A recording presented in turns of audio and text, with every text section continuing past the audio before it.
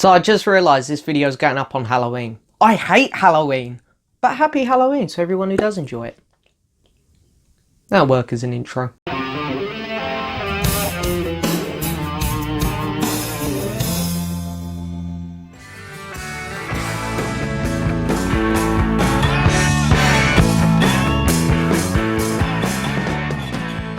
So hello and yes, welcome back to another video, guys. It is an album review today. It's been a while since I've done an album review, and yeah, it's been a while since we done a Paul McCartney album review. So yeah, I'm very much in the Paul McCartney mood lately because of me just getting the two Fireman albums, or the two rare ones. I did pick up the Strawberries one as well. So yeah, I've really. Yeah, you guys know what it's like when you get a couple rare items by an artist and you're getting even closer to being complete, you start listening to them again. I'm all in the Paul McCartney mood, so I'm going to carry on with my album reviews from him, and we are going in chronological order with Paul McCartney, for those of you who didn't know. So we've done all these albums along the top, even though you can't really see these two because of the light. So we've done McCartney, Ram, Wildlife, Red Rose, and then we've done this one just over here, Band on the Run.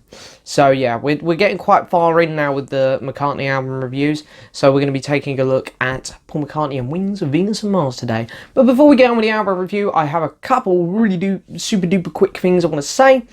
Number one, I apologise about the lighting. This is what happens when I film during the week now, because I end up getting late home from work. I like to try and film all my videos on the weekend. Didn't work out this weekend, so I'm doing it after work. Second off, yeah, that's right, I got little... I don't know if you guys can tell my voice is different. I got a new mic. So, yeah, we're giving that a go. If it doesn't turn out very well, my voice sounds strange, we'll scratch it. I've had this mic for ages, but just thought I'd start using it. And thirdly, this is the big one. You'll notice there's a link in the description to my friend Robert's channel. And, yeah, Robert is the kid, the very annoying person who's been with me in a couple videos. I'm only kidding. He's my very good friend who's come along and guest starred in a couple of my videos now. Discussion video 9 and my first vlog video. There will be more of them. Yeah, he starred in that one of my first vlog video, as I say, and it was so much fun having him here. And he really enjoyed it so much. And a lot of you guys have asked him to do a YouTube channel, and he is going to do it. He's going to start making videos. So you better not just make 5 and then stop, Robert, because I'm giving you a shout out here.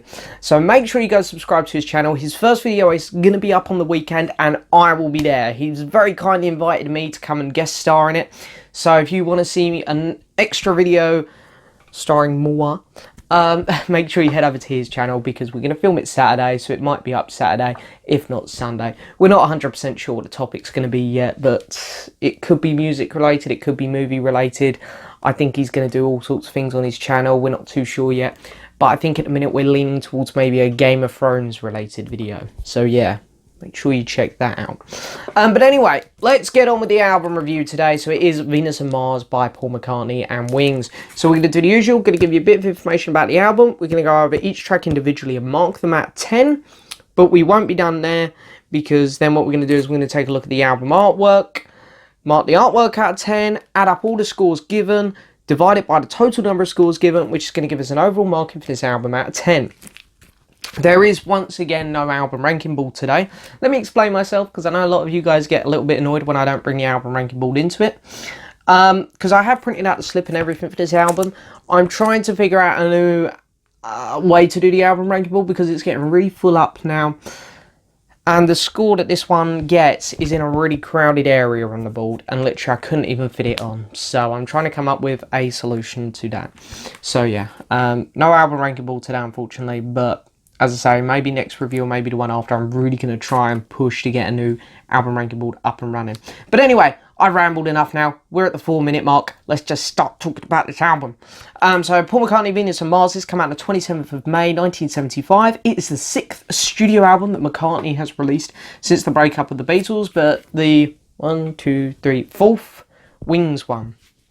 It hit number 1 in the UK and US, and hit number 1 in a lot of countries. It was a very successful album, you might say.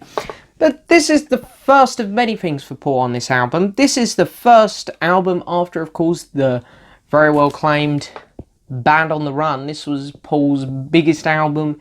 It's the highlight of his career, most people say. It's not my personal favourite album that Paul's done, but I think majority would say it's his best.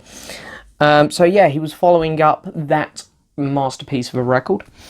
It is also the first album off of Apple, and he's on Capitol, which is pretty cool because he's just gone back to Capitol, so that's pretty exciting.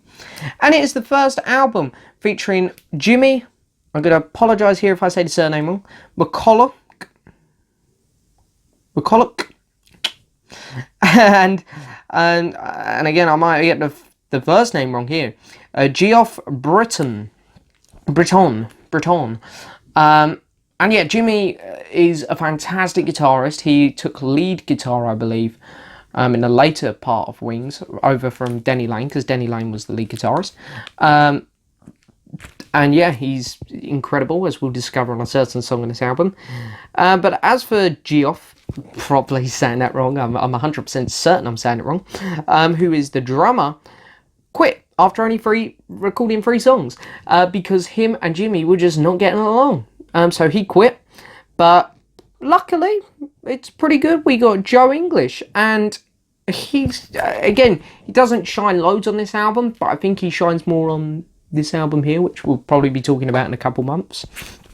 And he done drums for the rest of the album. Of course, got to be on Wings at the Speed of Sound and do the tour, and also is on the live album Wings Over America. So I think Joe English is a better drummer anyway, so I think we got away with it. I believe there's 13 tracks on here, I think, so it's quite heavily packed, this album. But a couple of the songs are little short ones, little fuddy-duddy ones, so it's a bit of a deceiving track listing number. So anyway, let's get straight into it. So, of course, the opening track is Venus and Mars, and Paul has said that the song is about a man's girlfriend who asks what your sign is before saying hello. I wouldn't have got that from the song, I'm not going to lie. I just thought it was a song about someone who studies the stars, and oh, look, there's Venus and Mars. They're alright today, they're still there in their spots, in space, in the blackness. So yeah, I'm really, the lyrics for this one, it's like, okay Paul, whatever you say, sure thing bud. But yeah, it's a slow acoustic song, it's a nice little song, and the purpose of this song, which it does incredibly well, is to just be this pure build-up for the anthem that's about to come. But the song itself, looking at it on its own, because, you know, it is its own song, yeah, it's a nice little acoustic song, it's there, it doesn't really do much, because all it is there to do is just a build to Rock Show. So I feel a bit harsh giving it a 6 out of 10, but I say anything under a 5 is bad, remember, and anything above is good, so I still think it is good. But yeah, I can't go raving about the song because, as I say, it is a pure builder. I know some people would say, well, you should combine Venus and Mars and Rock Show, they're one song. Technically, they're not on this album. He's put them as 2 separate songs. There is a single where they're together, which, as I say, that would probably get a 10 out of 10. But anyway, as I say, they have been listed separately here, so sorry. So yeah, 6 out of 10 for Venus and Mars.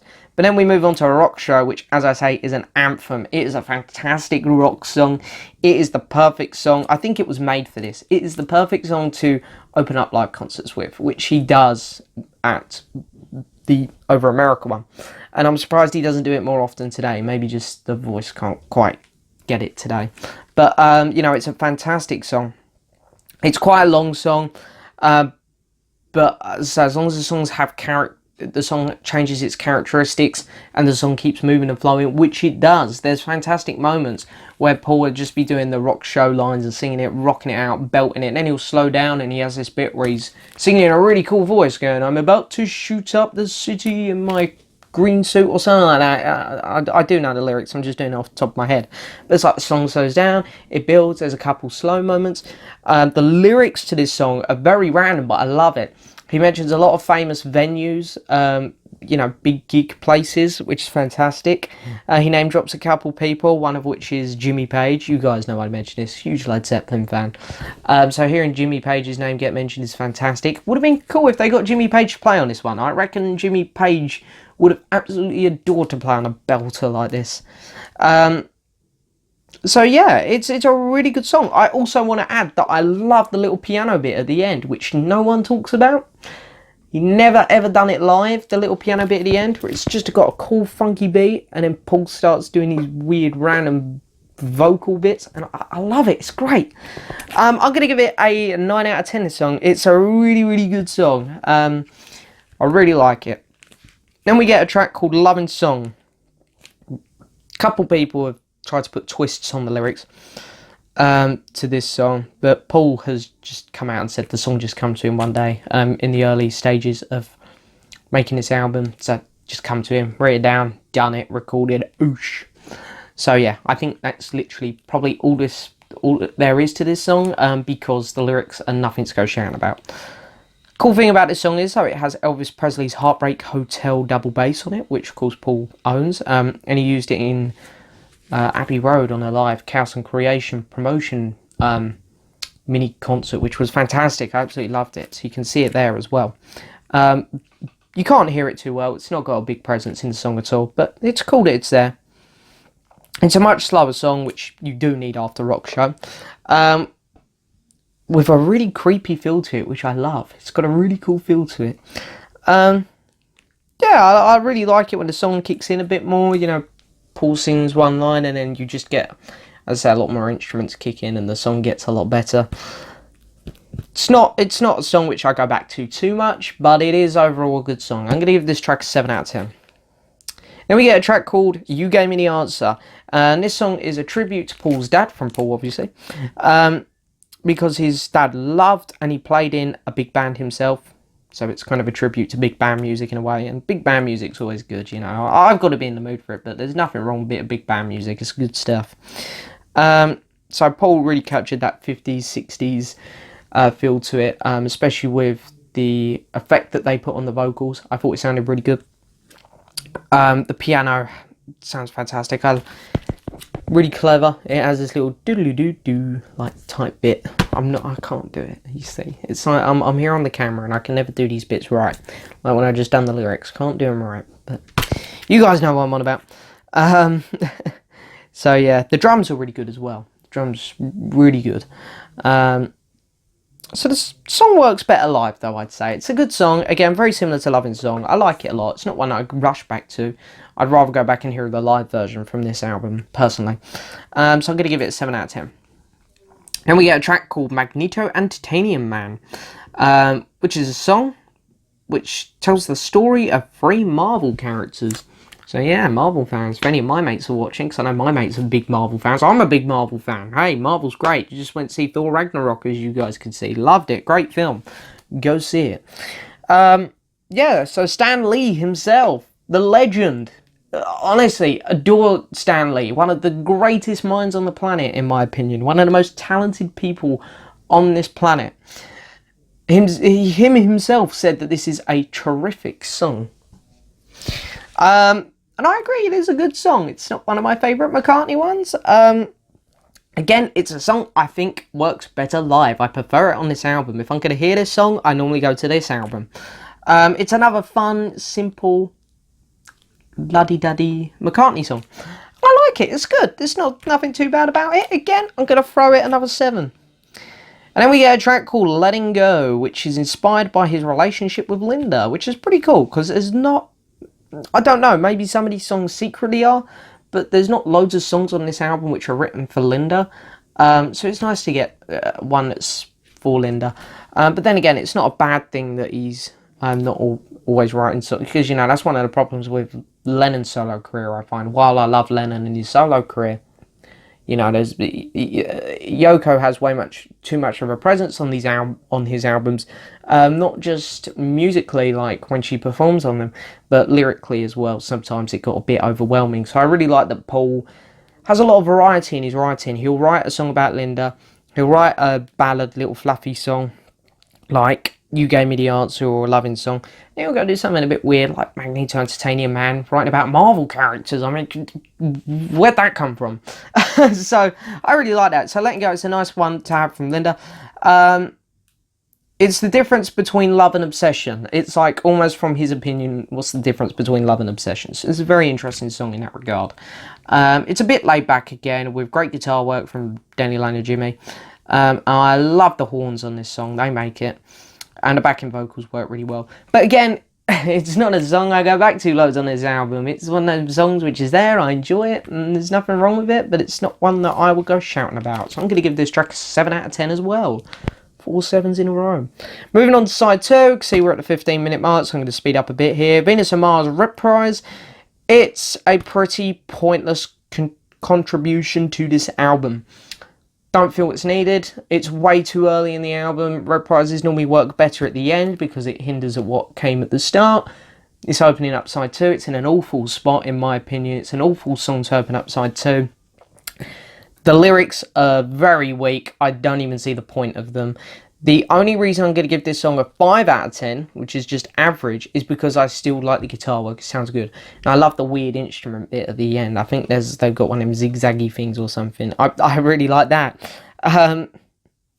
So yeah, I'm going to be kind and give it a solid 5, but it is a very pointless track at the end of the day, and it's an awful opener to side 2, but I'll be kind. Then we get a track called Spirits of Ancient Egypt, which is the Denny Lane song. And it's not got very good lyrics. It's not got good lyrics. You listen to them and you go, but the vocals are good from Denny. He's always good. And Paul does some great backing vocals. And I really like the build in Denny's voice. The chorus pays off really well. It's catchy. I'm going to give this track a 7 out of 10. We like 7s today. Then we get Medicine Jar, which is Jimmy's song, and what a song. Again, I really like this one live, but I'm not sure whether I like the live version or the studio version more. But it shows how talented Jimmy is, because the guitar work is incredible. And after that, the vocals rock. They're so good. They're really good, in fact. It's a really fun, catchy song. I absolutely love the chorus. It's just got a fun feel to it. It's a shame that I'd never thought the sound quality to the song was great, but then we got the remaster and it sounds fantastic. And I think the production just generally shined a lot more on the remaster. This is a song which I would only listen to the remaster on, really, because it just sounds so fresh and so good. 8 out of 10 for Medicine Jar. Great song. Then we get Call Me Back Again, which most people probably know from Wingspan. The lyrics are about a man who's sad because his girlfriend doesn't return his calls. As you can probably pick up in the lyrics, they're not complicated lyrics at all. It's got a cool bluesy feel to it, which is really nice. So some nice blues-inspired stuff there, which always goes down well with me, big blues fan. Great guitar work in it. And of course, I've got to mention McCartney's vocals. They're raw, they're brilliant. It's almost like the Maybe I'm Amazed vocal performance for this album. It's really good. It's a really good song. Chorus is great. 8 out of 10. Really enjoy this song. Then we get the smash hit. Listen to what the man said. It's on every McCartney compilation. I'm not sure if it was on Pure McCartney. Don't know. I've only got the vinyl. It's got to be on the Super Deluxe edition, definitely. I can't remember where it was on the vinyl or not. It should be. Because I'm going to give this song a 10 out of 10. I grew up with this song. It's a song which I've always had in my life. It's a fantastic song. Why is it so good? Why does it work so well? Because, as Paul describes, it's an optimistic love song. It's a very optimistic song. It's very fun. It's very light-hearted. It's just pure enjoyment. From the vocals, which are just smooth and perfection, to the horns, the sax works so well in it. In fact, I was reading something very interesting, that they'd done so many takes of this song, they were not happy with it. The only time they ended up being happy with this song was when the sax were added. The sax were one of the very last things added to this song, and then they went, okay, that's good enough for a release now. And that's what done it. I think it would have been alright without them, but it wouldn't have been a 10 without them, I'm not going to lie. So the sax definitely add to it. Fantastic stuff. And it just, such an awesome song. I can't say anything bad about it. I absolutely adore this song. Love it. Then we get the ballad of the album. Paul always has to do a nice piano ballad, and sometimes they're really good, and sometimes they're like this one. Treat Her Gently, Lonely Old People. It's a nice slow piano ballad with not too bad lyrics. They're alright. Pretty good vocals. But as I say, Paul's already done better ballads, and he's gonna do better ballads. So yeah, I'm gonna give it a 6 out of 10. And then the last track on the album is an instrumental called Crossroads, which was made for a soap opera, I believe. I'm going to give it a 4 out of 10, purely because I know it's for a soap opera. He probably had to meet certain agreements. They probably told him it could only be 30 seconds long, because that's how long the credits are to this soap opera. But yeah, I don't see the point of adding it on the album, because really it's pointless filler. It's not much there. It doesn't really do much, so I'll give it a 4. Anyway, let's take a quick look at the album artwork. So here it is. The cover, I'm not the biggest fan of it, but it's okay. Venus and Mars, snooker balls, pretty cool. The back, where we get all the lyrics to the album, in case you want to sing along, which is nice. So yeah. Open it up, I absolutely love the gatefold. Of course, we got the band there. Which is pretty cool. You can see the snooker balls just there. I'm not sure where they are here. I'm sure someone will let me know in the comments. And with this album, you get 2 posters, which is really nice. You get some stickers as well. Here's one of the stickers. Yeah, no, I'll put it up there for a minute. So let's have a look at the first poster. Don't know what one's coming out. Oh, I like this one.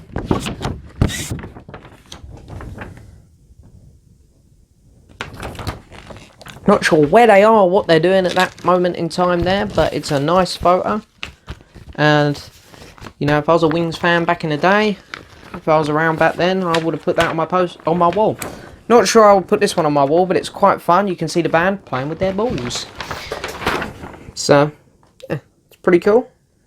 Looks like they're in an old American barn or something. I'll put it away now. I'll sort that out after I've finished filming. And then, of course, the record comes in a very nice thick sleeve with some artwork on it, which is pretty cool. I like the artwork. And then, of course, yeah, it's Capital. It's really nice. So I'm going to give the album artwork for this. I really wanted to be really kind, because I love the 2 posters, the stickers, the inner sleeve. It's fantastic. But I'm only going to give it an 8, because I'm just not a fan of the cover of it. I mean, it's an okay cover. It's not bad, but it's nothing to go shouting about. So, yeah, so anyway, I've added up all the scores, divided it by 13 or 14, however many scores were given. And out of 10, this album is going to get a 7.1. So yeah, 7.1 for this album. I think that's a very good spot for this album, purely because it flows really well. There are moments on this album where it just doesn't shine, but there are some really, really incredibly fun and uplifting moments on this album. I think this album is a great follow-on from Band on the Run. Probably as good as you can do, because that album was so good. And we can now get ready for the next McCartney album review, where we get to see Paul do some very, very generic stuff. So yeah, I'll leave you that to get excited about for this album. So yeah, I'd recommend this album, definitely. You've got the nice archive box here as well. The archive vinyl's just behind there, and the archive CD is there as well. So yeah, it's fair to say that I like this album. So thank you so much for watching, guys. Please hit the subscribe button, like the video, leave a message. I'll see you guys next time for another video. Also, don't forget to check out that link to Robert's channel in the description. Take care, everyone. What you mean?